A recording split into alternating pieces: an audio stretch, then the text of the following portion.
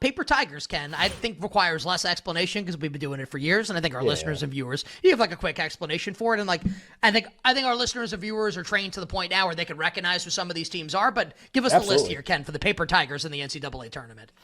Sure. Pretty obvious what we're looking for here. Teams that are really imbalanced and really, really good on offense and really bad on defense, using how many points they actually score and allow per 100 possessions. So if you're a great offensive team, but a really, really bad defensive team, you'll still be rated really highly because your offensive acumen just carries your rating, and you'll be rated above average. You'll most likely have made this tournament field on the strength of your performance at one end of the court, but your failure at the other end of the court will ultimately cost you, the theory is at least, will ultimately cost you the ability to make a deep run in the tournament. No team has won the title with this kind of imbalanced profile. Only one team, Miami last year, was the first one to ever make the Final Four, and then lost to UConn and didn't cover in last year's tournament. They were the first one to ever do it, to make it even that far. A couple other teams have made the Elite Eight. This is in the last about 25 years. And this phenomenon is responsible for a lot of the upsets historically in the NCAA tournament that are quite memorable. Like I brought up CJ McCollum Lehigh over Duke, that 15-2. Duke was a paper tiger by this measurement. So this year's field, all we're looking at is top 6 seed, offensive efficiency 25th or better, defensive efficiency 150th or worse. Exactly what we describe, imbalance that expresses itself with a really good offense and a really bad defense. There aren't going to be, some years there's actually 0, to be honest. So like I could have just said that and been like, sorry, this year there aren't any.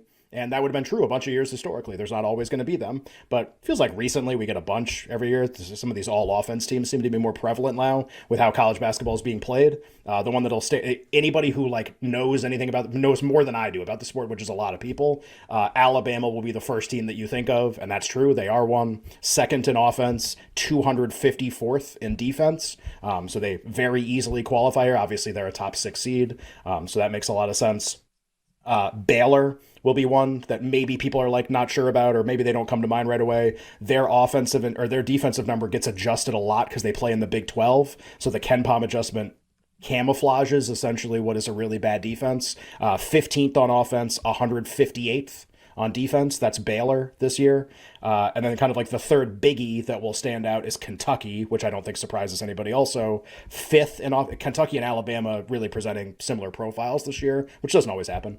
Kentucky 5th in offense, 212th in defense. And so these are kind of like your big 3 in terms of teams that qualify as paper tigers. What does this mean? It means that compared to other teams with the same seed, I think it is safe to say they are more likely to exit the tournament earlier than teams that share this type of seed range. Top 6 seed, 4 seed, 5 seed, 6 seed. They're more likely to go out earlier than an average 4 seed, 5 seed, or 6 seed. And I wouldn't have them going far in the tournament. Doesn't mean they can't. I just wouldn't bet on it. The other team that fits, but doesn't really fit, but it's really, really, really close, is Clemson, and their offense is like slightly outside the top 25, like 29th in offense or something, but it's the same imbalance that you're looking for, and it's the same really bad defense. So I would throw them on your list also just in terms of like, 29th in offense, 178th in defense. We also brought them up because they played worse the final month of the season. We just did the cliff diver thing. They're on that too. Doesn't sound like a team I'm going to be particularly fond of to go far in the tournament. They play New Mexico in the first round. Again, doesn't mean they can't win.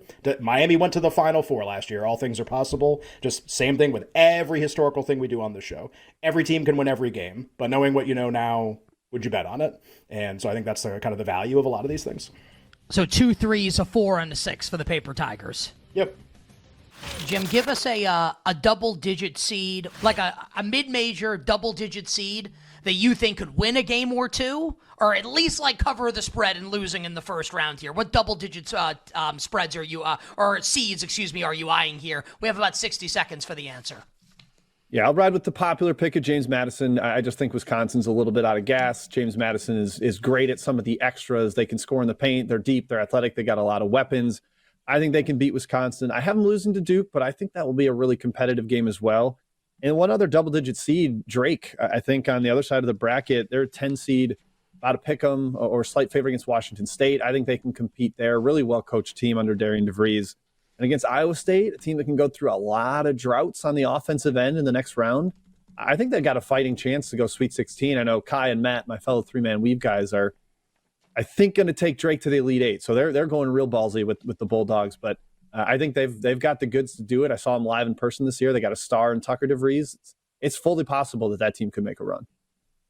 Yeah, I was so excited to have Drake going a long way, and like I like Wazoo too, and just like it never fails that like the two teams you like get matched up in the first round. You got to make a really tough decision. Jim, we have about 30-45 seconds left.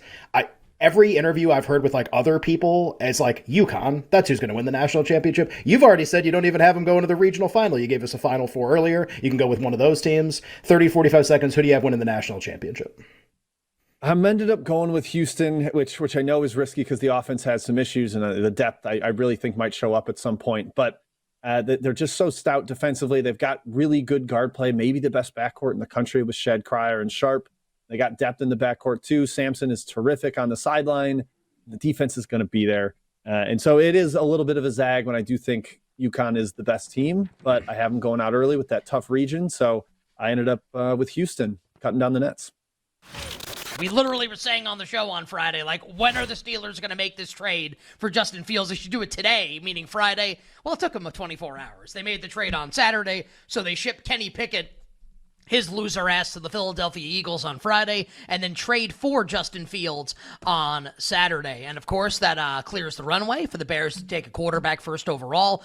Caleb Williams has moved from minus $1 billion to now minus infinity to be the number 1 overall pick in the draft for the Chicago Bears. It's like -5 with about 9 zeros at BetMGM for Caleb Williams to be the first overall pick. This exact trade is awesome just if you like sports. Fields and Wilson on the Steelers is really fun. They're like, August is really interesting for them. The season's really interesting. I think it's really interesting if Fields plays. And now a new fun thing is created, which is like Caleb Williams starting quarterback week 1 Chicago Bears. That's really interesting and fun too. And I think, I don't know any more than Mel Kiper and McShay and these guys, Daniel Jeremiah, whatever. Like, I don't know if Caleb Williams is going to be great. I don't know anything about this stuff for like rookie quarterback evaluation. In terms of the hype train though, so like, here's my thing. Bears offense last year, DVOA splits. 22nd on offense, 17th on defense. Very, very average, right? Slightly below average, but like very mediocre. Like, you have to make an argument that Caleb, right at not 5 years from now, right out of the gate, is like that good that they go from 22nd to like if we're talking playoffs, like, great. Are they 10th? Like, really? Like, some of the teams, if it like, the Bengals were 11th with Jake Browning and Burrow. Like, the Rams were 7th. Like, these are, it's just like, okay, like, you're going to get up to that level? And then like, oh, but like the defense is really good. Yeah, for like part of the season. And yeah, after they made the trade, for just like, I get it for Montez Sweat. Like, just, is it going to be that good?